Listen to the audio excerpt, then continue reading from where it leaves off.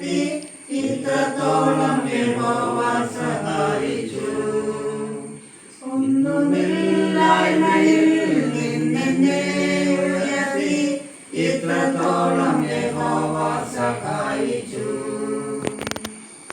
ഇത്രത്തോളം യഹോവ സഹായിച്ചു.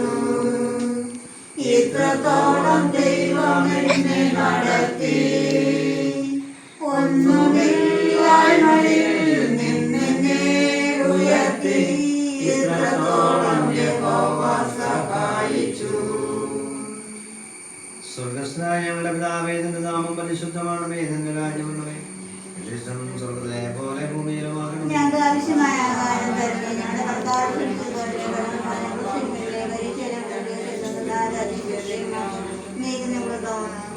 കൃപ നിറഞ്ഞ മറിയമേ, നിനക്ക് സമാധാനം.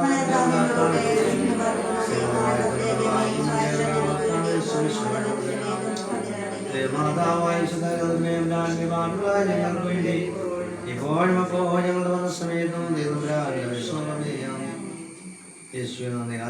കാരുണ്യവനായ കർത്താവേ, അവിടുത്തെ അമൂല്യമായ കർത്താവേ, ഇന്ന ദിവസം ഈ ഭവനത്തിലേക്ക് ഭക്ഷണവുമായിട്ട് കടന്നു വന്നിരിക്കുന്ന കുടുംബത്തെ ദൈവകരങ്ങളിലേക്ക് സമർപ്പിക്കുകയാണ്.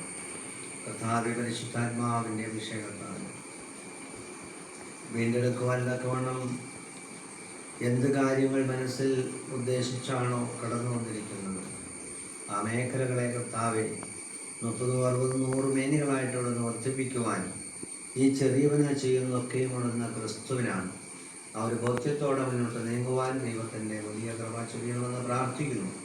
യേശുവിൻ്റെ നാമത്തിൽ മഹത്വം ചെയ്യുവാൻ തക്കവണ്ണം ഈ ചെറിയവനോട് ചേർന്ന് അവിടുന്ന് ഇന്ന് ഉച്ചഭക്ഷണം നടത്തുവാൻ, ഉച്ചഭക്ഷണത്തിൽ ഒരുമിച്ചിരുന്ന് ഭക്ഷണം കഴിക്കുവാൻ തന്ന കൃപയ്ക്കായിട്ട് സ്തോത്രം ചെയ്യുന്നു.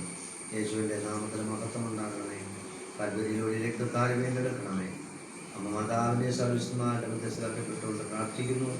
യേശു ക്രിസ്തുവിൻ്റെ പ്രധാനത്തിൽ മഹത്വം ഉണ്ടാകണമേ.